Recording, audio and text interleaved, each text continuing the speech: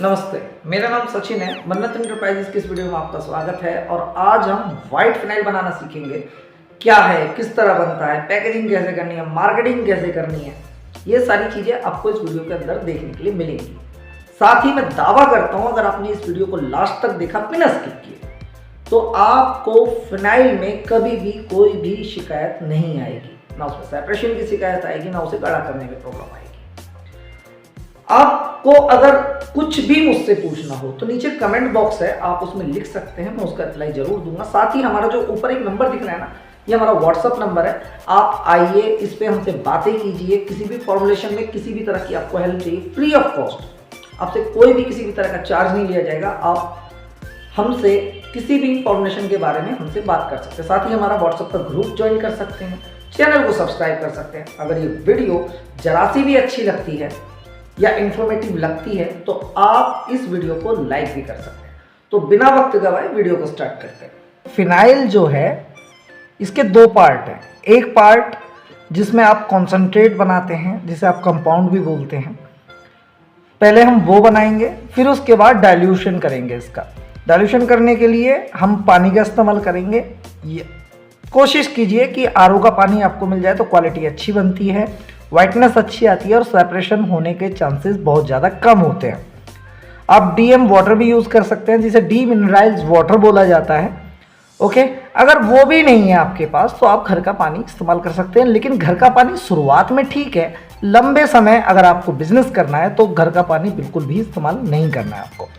खैर, सबसे पहले हम लोग कॉन्सेंट्रेट बनाने वाले हैं। आपसे रिक्वेस्ट करूँगा इस वीडियो को बिना स्किप किए देखना, आपको फिनाइल का पूरा कंसेप्ट समझ में आ जाएगा।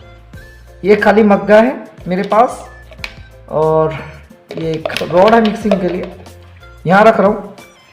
हमारे फॉर्मूले के अंदर जो फॉर्मूला मैं पर्सनली यूज़ करता हूँ अपना फिनाइल कॉन्सेंट्रेट बनाने के लिए, उसके अंदर मैं 15% एल्फॉक्स यूज़ करता हूँ, 15% एसएलईएस यूज़ करता हूँ और 70% पाइन ऑयल यूज़ करता हूँ। वो भी 22% वाला, मतलब 22% वाला पाइन ऑयल यूज़ करता हूँ।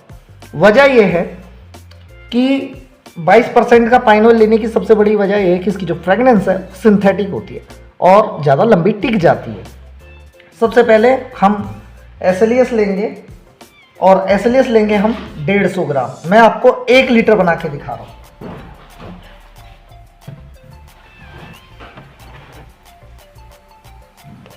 अब इसके बाद जितना आपने एसएलईएस लिया था उतना ही आपको अब एल्फॉक्स लेना है। एल्फॉक्स 200 यूज कर रहा हूं मैं।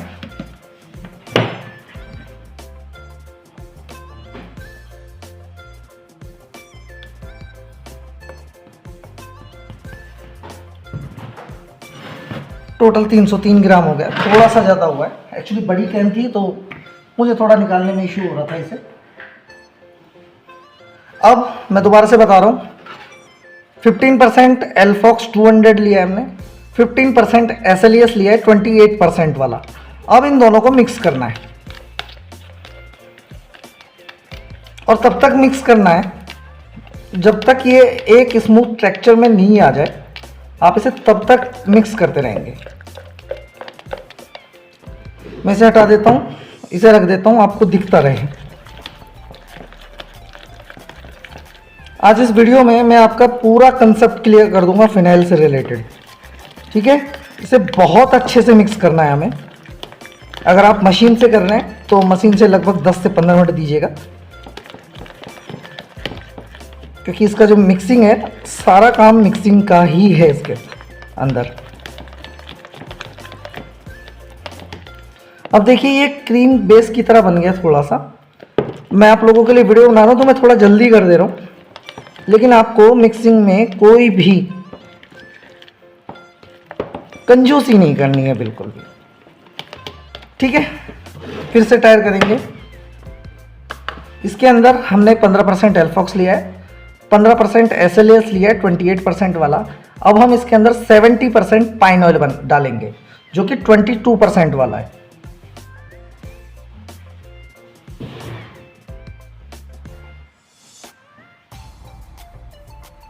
पहले थोड़ा पाइन ऑयल डालेंगे,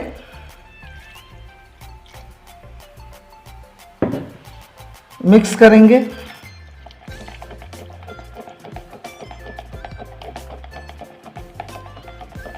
देखिए फिनाइल कॉन्सेंट्रेट आप बना रहे हैं, लाठी डंडा बिल्कुल नहीं चलेगा। अगर आप मेरी कोई भी वीडियो देखते हैं और उसी तरह का सेम प्रोडक्ट अगर आप बनाना चाहते हैं तो प्लीज़ छोटे बैच में लाठी डंडा आप चला सकते हैं, बड़े बैच में इसे अवॉइड कीजिएगा। एक प्रॉपर मशीन खरीद लीजिए, उससे आपको अच्छा सा एक रिजल्ट मिलेगा। ठीक है, अभी कम है, हमें पूरा 700 ग्राम इसके अंदर पाइन ऑयल डालना है। पाइन ऑयल की डेंसिटी कम होती है,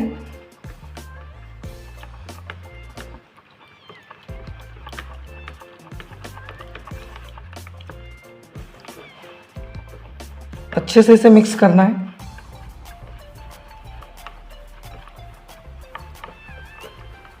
जब ये मिक्स हो जाए, इसे मिक्स करने के बाद अब आपको इसे 24 घंटे के लिए ऐसे ही छोड़ देना है, जिससे कि ये अच्छी तरह एक दूसरे में डिसॉल्व हो जाए।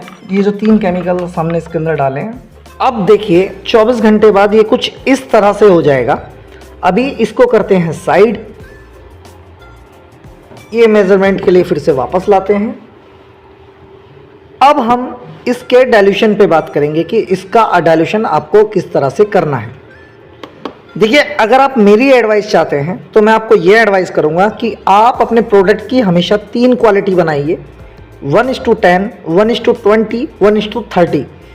एक्चुअली ये जो फिनाइल कॉन्सेंट्रेट है ये 40 से 50 लीटर तक भी चला जाता है। 1 लीटर से 40-50 लीटर पानी को ये एडजस्ट कर लेता है, लेकिन मैं उसका सजेशन आपको बिल्कुल नहीं दूंगा। वजह यह है, मान लीजिए कि आपने ढेर सारा पानी मिला करके फिनाइल बनाया, वो कस्टमर के पास गया और कस्टमर भी उसे फिर से पानी में डालेगा, तो इसकी जो क्वालिटी है, इसकी जो फ्रेगनेंस है, वो उस बाल्टी में जाते ही खत्म हो जाएगी। तो मैं आपको सजेस्ट बिल्कुल नहीं करूंगा कि आप इसका मैक्सिमम डाइल्यूशन करें। ठीक है, तो 1:10 मतलब 1 लीटर कॉन्सेंट्रेट और उसके अंदर 9 लीटर पानी। देखिए, मार्केट में आपको 3 तरह के कस्टमर मिलेंगे। एक कस्टमर आपसे कहेगा कि मुझे केवल सस्ता माल चाहिए, तो आप उसे 1:30 वाला माल दे दीजिए। एक कस्टमर कहेगा थोड़ा मीडियम रेंज चाहिए, तो 1:20 वाला माल दे दीजिए। एक कस्टमर कहेगा मुझे बहुत अच्छी क्वालिटी वाला माल चाहिए, तो उसे आप 1:10 वाला ये जो माल है ये आप दे सकते हैं। तो 1:10 की टेस्टिंग के लिए ये मेरे पास 100 ml की बोतल है, इसे मैं यहाँ रखूँगा। लगभग 13 ग्राम इसमें वजन है, मैं इसे टायर करूँगा और इसके अंदर 10 ग्राम ये फिनाइल कॉन्सेंट्रेट डाल दूंगा, सिर्फ 10 ग्राम। 23 ग्राम हो गया, 16, 14। वीडियो थोड़ी सी लंबी है, आप अगर अच्छे से अगर इसे देखेंगे तो मैं आपको फिनाइल का पूरा कंसेप्ट समझा दूंगा। देखिए, पूरा 10 ग्राम है इसके अंदर, इसको कर लेते हैं अभी साइड। देखिए, 1:20 का रेशो बनाएंगे, तो सेम उसी तरह से बोतल रखेंगे, टायर करेंगे, 10 ग्राम इसमें भी करेंगे, ज़्यादा ही हो गया होगा 10 ग्राम से, 17 ग्राम है, 12, 10 ग्राम इसमें हो गया है, इसको भी हम साइड कर देते हैं। ठीक है, अब फिर से हम एक खाली बकेट लेंगे, टायर करेंगे, 10 ग्राम इसमें भी डालेंगे। अब मैं यहां आपको एक्चुअली दिखाना क्या चाह रहा हूं, मैं आपको 3 रेशो अलग अलग तरह से 3 रेशो बना करके दिखाना चाहता हूं। 10 ग्राम इसके अंदर भी आ गया। ठीक है, तो हम सबसे पहले बात करेंगे 1:10 ये वाला, मतलब 1 लीटर कॉन्सेंट्रेट और उसके अंदर 9 लीटर पानी आप मिलाएंगे।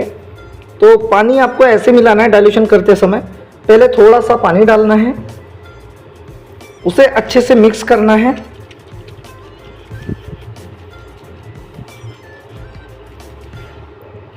मिक्सिंग के बाद इसमें और पानी डालना है, फिर से मिक्स करना है। देखिए, ये छोटा बैच है तो मैं आपको हाथ से करके दिखा रहा हूं। बड़े बैच में भी आपको सेम टू सेम यही करना है।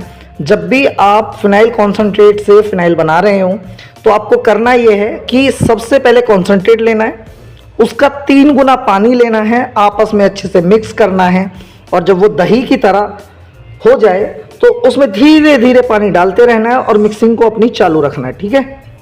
तो 1:10, अब 1:20, मतलब 10 ग्राम कॉन्सेंट्रेट लिया था हमने और ये 200 ml की शीशी है। तो मैं इसके अंदर, आप इसका जो रेशो है ऐसे समझ सकते हैं, 1 लीटर कॉन्सेंट्रेट 19 लीटर पानी हम लोग इसके अंदर डाल रहे हैं। रेशो इसका भी वही है, मतलब तरीका इसका जो है वो भी वही है। आप यहाँ देख लीजिए, ये जो कॉन्सेंट्रेट हमने बनाया है अभी 1:20 का रेशो है और इसे भी अब हम पूरा भर देंगे, ठीक है। अब आता है 1:30 वाला रेशो, ठीक है। तो इसे तो मैं इसी के अंदर दिखाऊंगा आपको, इसे तैयार कर देता हूं। अब हमें इसके अंदर 290 ग्राम पानी डालना है, क्योंकि हम इसे 29 लीटर वाले रेशो में बना रहे हैं। 1 लीटर कॉन्सेंट्रेट 29 लीटर पानी। तो तरीका फिर से वही सेम है, थोड़ा सा पानी उसे मिक्स करना है कॉन्सेंट्रेट को, और जब कॉन्सेंट्रेट आपका अच्छे से मिक्स हो जाए 290 ग्राम इसके अंदर पानी डालना है, मतलब 29 लीटर आपको पानी डाल देना है। लगभग 50 ग्राम पानी कम है। तो एक्चुअली क्या है कि मेरा काम था आपको डाइल्यूशन समझाना।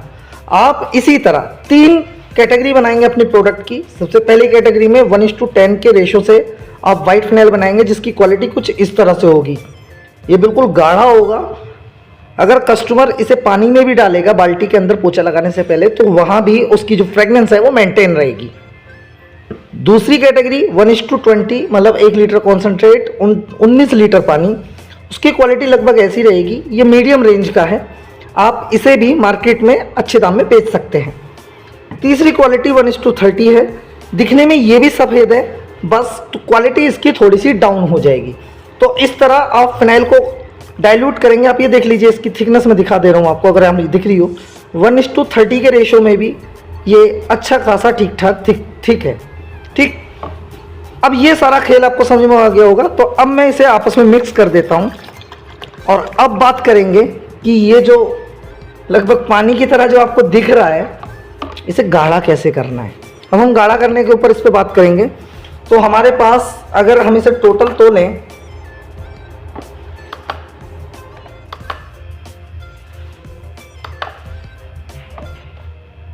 $523 ग्राम, मतलब इसका वजन और इसका वजन हम देख सकते हैं, ठीक है। अब आपको चाहिए क्या, देखिए, आप इसकी थिकनेस से अगर सेटिस्फाइड नहीं है तो आप इसे गाढ़ा कैसे करेंगे। उसके लिए ये सिंथेटिक थिकनर है। जब आप इस सिंथेटिक थिकनर का यूज करेंगे तो आप इसमें एक चीज नोट करेंगे कि इसकी थिकनेस और वाइटनेस दोनों इंक्रीज हो जाएंगी। ये वही सिंथेटिक थिकनर है जो हम कार पॉलिश, डैशबोर्ड पॉलिश बनाने में यूज करते हैं, ठीक है। इसका जो रेशियो है आपको किस तरह लेना है, आपको पहले मान लीजिए कि 1 किलो आपने ये वाइट फिनाइल बना लिया है, 1 किलो। अब उस 1 किलो को आप रखेंगे इस तरह तराजू पे, टायर करेंगे।